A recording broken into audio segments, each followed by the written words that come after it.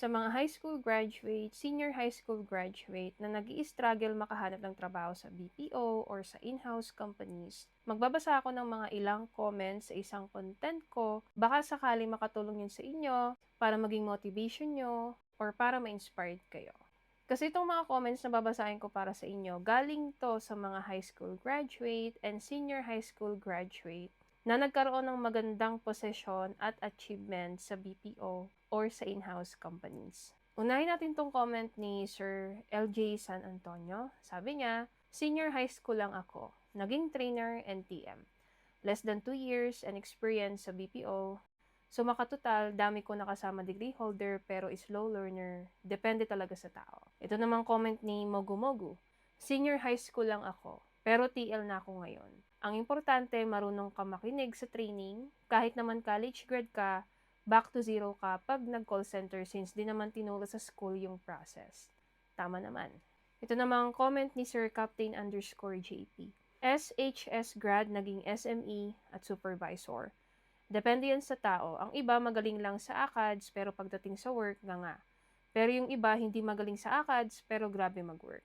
Ito namang comment ni Ma'am Shiva Puentabella, high school graduate, old curriculum, pero nakapasok sa BPO industry. Here, mag-iisang dekada na ako call center agent.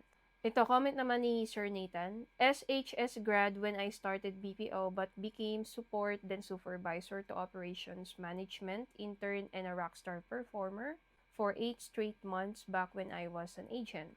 So, I don't agree with the statement. Ito, sabi naman ni Ma'am AV, it depends to second batch ako ng K-12 and at the age of 18, 2020, first apply, I got the job and naging agent na ako and after 2 years, I became a trainer. Galing. Ito naman sabi ni Triptopia, strongly disagree with the statement. I was freshly graduate as a senior high school student and due to financial difficulties, I applied on a BPO company and became one of the top agent in just a span of 2 months. Awarded as a highest revenue holder in telesales. Nice. Ito naman, sabi ni, hindi ko alam paano i-pronounce name niya. I am fresh out of the SHS womb. 18 years old when I started on August 1, 2024. Been with the company as of writing this comment. Agent for 10 months now. I was not ready but I let it flow. Actually, marami pa yon. Pwede nyong tignan yung content ko about sa K-12 and the BPO industry.